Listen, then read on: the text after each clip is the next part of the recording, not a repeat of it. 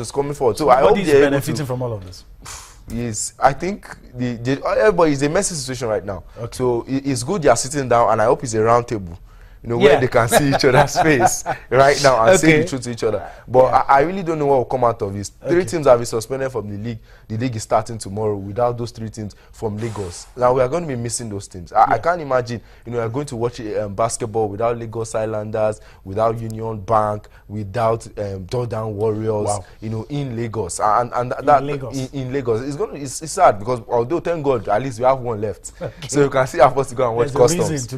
Yes, at least you can see go and watch Customs because tomorrow they'll be hosting Royal Opers. You know, let's go there. Let's go there tomorrow. And I hear they are in town. Okay. Yeah, the Division 1 champions, former champions of the league, 2-time champions. They went to relegation due to some financial woes, but they are back and they are saying they are really back. This year they just want to compete, and obviously they will get back. And Oluyole Warriors will be taking on Kwara Falcons. Now these are the games for tomorrow, and because of the number of teams that are in the Atlantic Conference, these same teams will do a replay on Sunday. Yeah. So each team on every weekday will play a double header.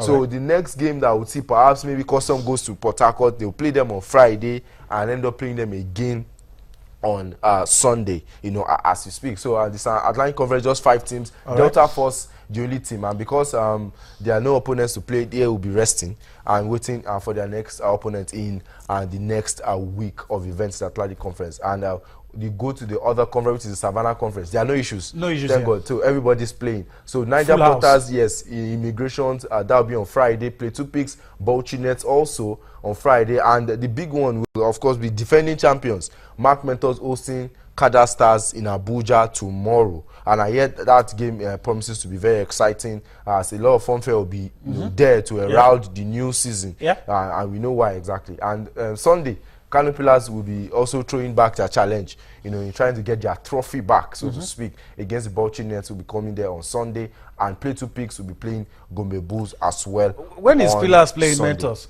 That's something I'll be looking forward to. Well, that is going to be in between the season. Okay. You know, so they've kept that as a very good point of the season, because it's a big draw.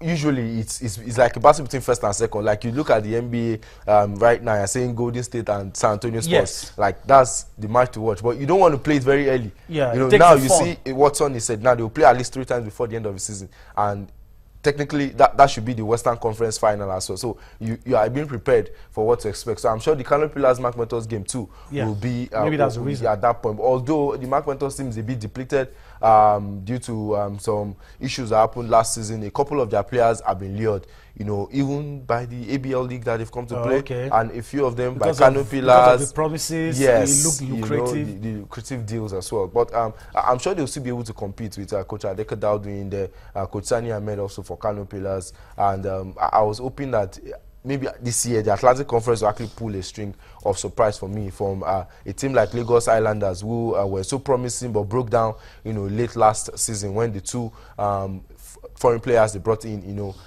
left them at the playoffs. I think it really paid to their title challenges, and I was expecting there will be more this year. Well, although there's room for 3 foreign-based players, I wonder how many teams will be taking advantage of that to get in some players. Lagos Islanders can afford to. Yes, can afford to. Well, Lagos Islanders tried that last season, and it really paid good dividends. I must say they brought in some exciting feel, and I hope a couple of other clubs. I know there are a lot of foreigners in Nigeria, from Burkina Faso, from Togo, Cameroon. You know, from Cameroon, all up in the league. Just don't know the teams they'll be playing for this year, because these players, they move where the money is. Yeah. So you bring the card, they move. So I'm sure Kano Pillars too will be one team to watch out for, you know, as well this year. I haven't lost out in the title, you know, last year. Yeah. What other updates do we have from the domestic scene? Yes. Also, the women's league will be starting. You know, this weekend. Now, Jazz will start on Saturday. Remember, the men will be playing on Friday and on Sunday. They will be starting on Sunday. I was able to catch up with the training session of First Deporter, former 4-time champions of the league. I'm seeing a very, very young side. It seems they are in a rebuilding process.